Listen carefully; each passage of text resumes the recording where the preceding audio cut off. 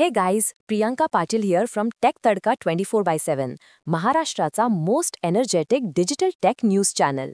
आज आपल्याकडे एक जबरदस्त अपडेट आहे, म्हणजे विकिपीडियाबद्दल.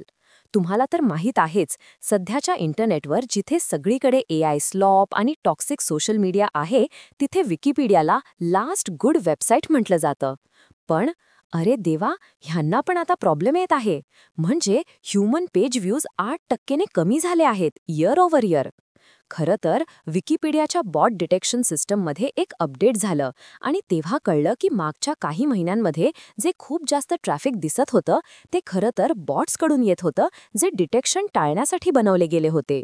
म्हणजे आपलं विकिपीडिया पण बॉट्सच्या जाळ्यात. मिलर म्हणतात की जनरेटिव्ह AI आणि सोशल मीडियामुळे लोक माहिती शोधण्याची पद्धत बदलत आहेत. सर्च इंजिन्स AI समरीज देतात आणि तरुण पिढी माहितीसाठी सोशल व्हिडिओ प्लॅटफॉर्म्सकडे वळत आहे. गुगल म्हणतंय की AI समरीजमुळे ट्रॅफिक कमी होत नाहीये, पण चित्र थोडं वेगळं दिसतंय. विकिपीडिया स्वतः AI समरीज एक्सपेरिमेंट करत होतं, पण एडिटर्सच्या तक्रारीनंतर ते थांबवलं. या शिफ्टमुळे एक धोका आहे. लोकांना कळतच नाहीये की माहिती कुठून येतेय.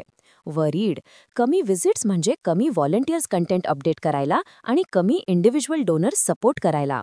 म्हणूनच मिलर म्हणतात की AI, सर्च आणि सोशल मीडिया कंपन्यांनी विकिपीडियावर जास्त ट्रॅफिक आणायला हवं. विकिपीडिया स्वतः नवीन रीडर्सपर्यंत पोहोचण्यासाठी काम करत आहे आणि व्हॉलंटियर्स पण शोधत आहे. तुम्ही KYC म्हणजे नो योर कंटेंटला सपोर्ट कसा करू शकता? ऑनलाईन सर्च करताना सायटेशन्स बघा, ओरिजिनल सोर्सवर क्लिक करा आणि आपल्या मित्रमैत्रिणींना, फॅमिलीला सांगा की ट्रस्टेड ह्युमन क्युरेटेड नॉलेज किती इम्पॉर्टंट आहे.